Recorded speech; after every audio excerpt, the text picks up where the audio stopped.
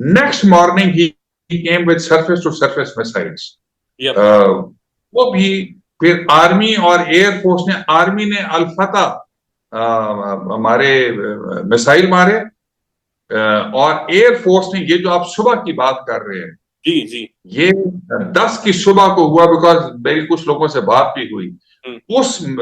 उस बेस के ऊपर 4 surface to surface BrahMos missile आए, सरफेस टू सरफेस या एयर टू सरफेस ये मुझे नहीं पता। तो पायलट्स जो हैं वो पहले दौड़े कि वो अपने जहाजों को सिक्योर करें। अच्छा। और जैसे पहला आया वो जूम करके ऊपर से दूसरा आया, फिर तीसरा आया, फिर चौथा आया, जो कि अनफॉर्चुनेटली बुलारी में डायरेक्टली आके एक हैंगर पे लगा जहां पे एक हमारा एवैक्स खड़ा था, जो डैमेज हुआ, जहां पे शहादतें भी हुई।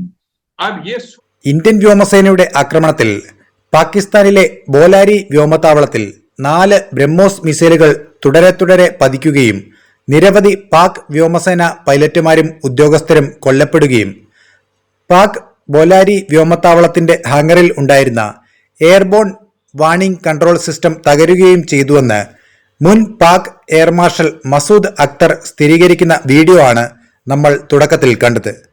ഒന്ന് ചിന്തിച്ചു നോക്കിക്കേ, എത്രമാത്രം തന്ത്രപരമായാണ് വളരെ വിലയേറിയ ആസ്തികൾ ഉള്ള പാകിസ്ഥാന്റെ ആ വ്യോമത്താവളം ഇന്ത്യൻ വ്യോമസേന ആക്രമിച്ചതെന്ന്. തുടരെ 4 ബ്രഹ്മോസ് മിസൈലുകളാണത്രേ പതിച്ചത്.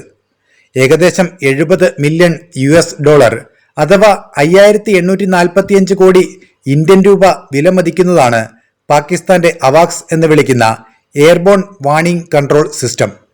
ഇനി എന്താണ് അവാക്സ് എന്ന് നമുക്ക് നോക്കാം. അവാക്സ് എന്നാൽ എയർബോൺ വാണിംഗ് ആൻഡ് കൺട്രോൾ സിസ്റ്റമാണ്. പ്രത്യേകം സജ്ജീകരിച്ച വിമാനത്തിൽ ഘടിപ്പിച്ചിരിക്കുന്ന ആധുനിക റഡാർ നിരീക്ഷണ യുദ്ധ മാനേജ്മെന്റ് സംവിധാനമാണിത്. വലിയ കറങ്ങുന്ന റഡാർ ഡോം കൊണ്ട് വലിയ ദൂരപരിധിയിൽ വിപുലമായ നിരീക്ഷണം ഇത് സാധ്യമാക്കുന്നുണ്ട്. ദീർഘദൂര വ്യോമ ഭീഷണികൾ കണ്ടെത്താനും ട്രാക്ക് ചെയ്യാനും കഴിയുന്ന വ്യോമ കമാൻഡ് സെന്ററായി ഇത് പ്രവർത്തിക്കുന്നു. ഭൂമിയിൽ സ്ഥാപിക്കുന്ന റഡാറുകളിൽ നിന്ന് വ്യത്യസ്തമായി അവാക്സ് വിമാനങ്ങൾക്ക് ഏത് ദിശകളിലുമുള്ള നൂറുകണക്കിന് കിലോമീറ്ററുകളിലെ ഭീഷണികൾ നിരീക്ഷിച്ച് വിവരങ്ങൾ കൈമാറാനാകും.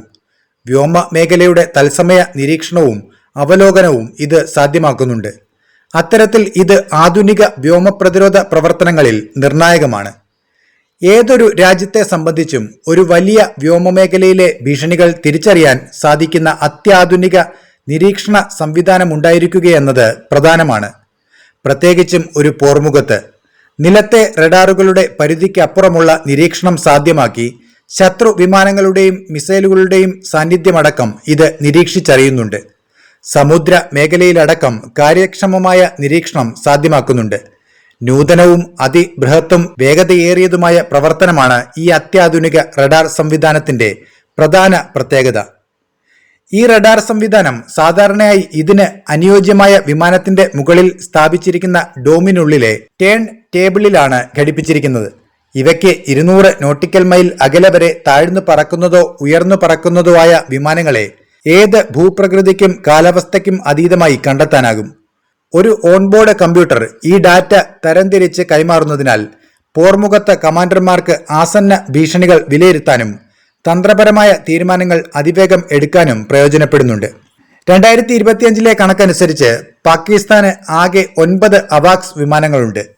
ഏത് രാജ്യത്തിന്റെ വ്യോമസേനയുടെയും ആയുധപ്പുരയിലെ മൂല്യവത്തായ ആസ്തികളിൽ പ്രധാനമാണിത്. എന്നാൽ ആക്രമണത്തിൽ പാകിസ്ഥാന് അവാക്സ് വിമാനങ്ങൾ നഷ്ടപ്പെട്ടത് ഇന്ത്യൻ വ്യോമസേനയിൽ നിന്ന് കനത്ത പ്രഹരമേറ്റതിന്റെ തെളിവാണ്. അതിനു മുമ്പ് പാകിസ്ഥാന്റെ മറ്റൊരു അവാക്സ് വിമാനം ഇന്ത്യൻ വ്യോമസേന വെടിവെച്ചിട്ടു എന്നൊരു റിപ്പോർട്ടും പുറത്തു വന്നിട്ടുണ്ടായിരുന്നു. ഒന്നിൽ കൂടുതൽ അവാക്സ് വിമാനങ്ങൾ പാകിസ്ഥാന് നഷ്ടപ്പെട്ടെന്നാണ് സൂചന. ഏതായാലും അവാക്സ് ഒരു യൂണിറ്റിന് ഏകദേശം 5845 കോടി രൂപ വില വരുമ്പോൾ അത് വെച്ച് ശക്തമായ നിരീക്ഷണം നടത്താമെന്നിരിക്കെ ഇന്ത്യ ബോലാരി വ്യോമതാവളത്തിൽ ശക്തമായ ആക്രമണം നടത്തിക്കൊണ്ട് വലിയ കനത്ത നാശനഷ്ടമാണ് പാകിസ്ഥാന് വരുത്തിയിരിക്കുന്നത്. മുൻ പാക് എയർ മാർഷൽ മസൂദ് അക്തർ തന്നെ ഇത് സ്ഥിരീകരിക്കുകയും ചെയ്തിരിക്കുകയാണ്. ചുരുക്കം പറഞ്ഞാൽ പാകിസ്ഥാന് ഇന്ത്യയുടെ തിരിച്ചടിയിൽ വലിയ നാശനഷ്ടം തന്നെയാണ് ഉണ്ടായിരിക്കുന്നത്. അപ്പോൾ മറ്റൊരു വാർത്തയുമായി വീണ്ടും കാണാം. നന്ദി.